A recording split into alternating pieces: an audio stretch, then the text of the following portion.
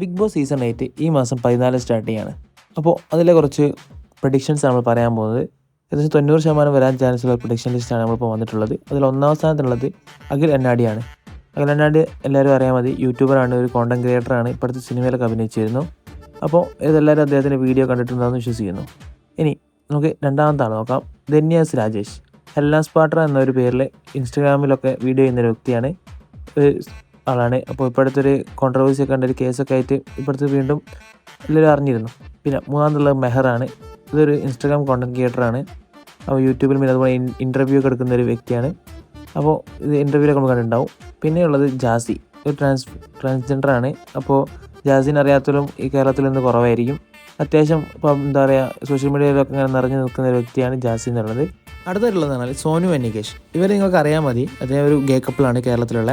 അപ്പോൾ കഴിഞ്ഞ പ്രാവശ്യം തന്നെ അദില നൂറ ഇവരൊക്കെ പോലെ തന്നെ ഇപ്രാവശ്യം ഇവരെയും സപ്പോർട്ട് ചെയ്യും ആൾക്കാരെ നമ്മൾ പ്രതീക്ഷിക്കാം. കാരണം കഴിഞ്ഞ സീസണിൽ അദില നൂറ വന്ന പോലെ തന്നെ. പിന്നെയുള്ളത് ഇത് സൗമ്യ. ഇതേ ഒരു സീരിയൽ ആക്ട്രസ്സാണ്, അതുപോലെ തന്നെ ഒരു ആക്ട്രസ് കൂടിയാണ്. ഒരുപാട് പേര് കണ്ടിട്ടുണ്ടാവും, ഇനി കാണാത്തവരും ഉണ്ടാവും. എന്തായാലും നിങ്ങളുടെ അഭിപ്രായം കമൻറ്റ് ബോക്സിൽ രേഖപ്പെടുത്താം. അടുത്ത തിങ്കൾ ബാൽ. ഇവർ പറഞ്ഞാൽ കേരള ഹൗസിലൊക്കെ വന്നും കണ്ട് പണ്ട് അടിപൊളിയായിട്ട് മത്സരിച്ചൊരു വ്യക്തിയാണ്. അത്യാവശ്യം നല്ല ഗെയിം കളിക്കുന്ന ഒരു വ്യക്തി കൂടിയാണ്. അപ്പോൾ ഇപ്രാവശ്യം എന്താവും നമ്മൾ കണ്ടറിയാം. അടുത്ത ദാസേട്ടൻ കോഴിക്കോട്. ദാസേട്ടനെ അറിയാത്തവരായിട്ട് കേരളത്തിൽ ഉണ്ടാവാൻ ചാൻസ് വളരെ കുറവാണ്. കാരണം ടിക്ടോക്കുള്ള കാലത്ത് മുതലേ അദ്ദേഹം ട്രെൻഡിങ്ങിൽ നിൽക്കുന്ന ഒരാളായിരുന്നു.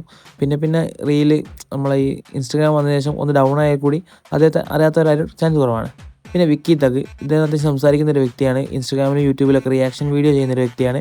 അപ്പം പിന്നെ കുറച്ച് കേസൊക്കെ ഉണ്ടായിരുന്നു, അന്നൊക്കെ അത്യാവശ്യം അറിഞ്ഞിരുന്ന ഒരാളാണ് എല്ലാവരും. പിന്നെ നിത ബ്രോമി.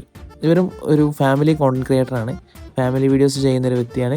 അദ്ദേഹത്തെ ഫാമിലി ഓഡിയൻസിന് എല്ലാവരും സപ്പോർട്ട് കൂടുതലുണ്ടാവാൻ ചാൻസ് ഉള്ള വ്യക്തി കൂടിയാണ് അവർ. പിന്നെ റെമി ജോർജ്. ഇത് രാഹുൽ മാങ്കൂട്ടത്തിൻ്റെ ആ കേസൊക്കെ വന്ന സമയത്ത് അത്യാവശ്യം സോഷ്യൽ മീഡിയയിലും അതുപോലെ തന്നെ ന്യൂസിലൊക്കെ നിറഞ്ഞിരുന്നൊരു പേരാണ് റെമി ജോർജ്. ഇവർ അത്യാവശ്യം ഫേമസ് ആണ്, അതുപോലെ തന്നെ അത്യാവശ്യം സംസാരിക്കുന്ന വ്യക്തി കൂടിയാണ്. അപ്പോൾ നല്ലൊരു കണ്ടസ്റ്റൻ്റ് എന്ന് വിചാരിക്കാം. പിന്നെ അഖിൽ ദാസ്. ഇത് യൂട്യൂബറാണ്, യൂട്യൂബിൽ റിയാക്ഷൻ വീഡിയോ പിന്നെ ബിഗ് ബോസിനെ കുറിച്ചൊക്കെ വീഡിയോ ചെയ്യുന്ന ഒരാളായിരുന്നു. അദ്ദേഹത്തും നല്ല രീതിയിൽ തന്നെ പ്രതികരിക്കുന്ന അത്യാവശ്യം സംസാരിക്കുന്ന ഒരാളാണ്. പിന്നുള്ളത് രാജേഷ് ഹെബ്ബാർ. ഇദ്ദേഹത്തെ പിന്നെ ഫോട്ടോ കണ്ടാൽ തന്നെ എല്ലാവർക്കും അറിയാൻ മതി. കാരണം കുറേ സീരിയലിലും സിനിമയിലൊക്കെ വില്ലൻ വേഷം ചെയ്തുകൊണ്ടിരുന്ന ഒരു വ്യക്തിയായിരുന്നു. അദ്ദേഹം സംസാരിക്കുന്ന ആൾ കൂടിയാണ്. പിന്നെ ബാലാജി ശർമ്മ. ഈ സീസണിൽ ഏറ്റവും കൂടുതൽ കഴിഞ്ഞ സീസൺ മുതലേ വന്ന പേരായിരുന്നു ബാലാജി ശർമ്മയുടേത്. അദ്ദേഹം ഇപ്പോഴും സിനിമയിൽ അഭിനയിക്കുന്നുണ്ട്. പണ്ടൊക്കെ സിനിമയിലൊക്കെ അഭിനയിച്ച ഒരു വ്യക്തി കൂടിയായിരുന്നു. പക്ഷേ നല്ല രീതിയിൽ കളിക്കാൻ കഴിയുന്നൊരു വ്യക്തി കൂടിയാണ് അദ്ദേഹം. പിന്നെയുള്ള ബബിത ബബി. കഴിഞ്ഞ സീസൺ മുതലേ ഉള്ളൊരു പേരായിരുന്നു. കഴിഞ്ഞ സീസണിൽ ഏതായാലും വന്നില്ല. അപ്പോൾ ഈ സീസണിൽ ഉണ്ടാവും എന്നുള്ളത് ഏകദേശം ഉറപ്പാണ്. കാരണം അത്യാവശ്യം കഴിഞ്ഞ പ്രൊഡിക്ഷൻ ലിസ്റ്റിലൊക്കെ വന്ന വ്യക്തിയാണ് ബബിത ബബി. പിന്നെയുള്ള ഫസ്മിന ഷാക്കിർ. ഇതൊരു ചാൻസ് ഒരു 60% ഉള്ളൂ, ഉറപ്പില്ല, അതാണ് ലാസ്റ്റ് ഇട്ടത്. ഫസ്മിന ഷാക്കിർ ഒരു കോണ്ടന്റ് ക്രിയേറ്ററാണ്, അതുപോലെ ഒരു റീലൊക്കെ ചെയ്യുന്ന ഒരാളാണ്. അപ്പോൾ ഈ സീസണിൽ നിങ്ങളുടെ പ്രതീക്ഷകളൊക്കെ കമൻറ്റ് ബോക്സിൽ രേഖപ്പെടുത്തുക. അതുപോലെ തന്നെ ഈ ലിസ്റ്റിൽ പെടാത്ത ആരെങ്കിലും വരാൻ നിങ്ങൾക്ക് ചാൻസ് ഉണ്ടെങ്കിൽ അതും രേഖപ്പെടുത്തുക. അപ്പോൾ താങ്ക് യു.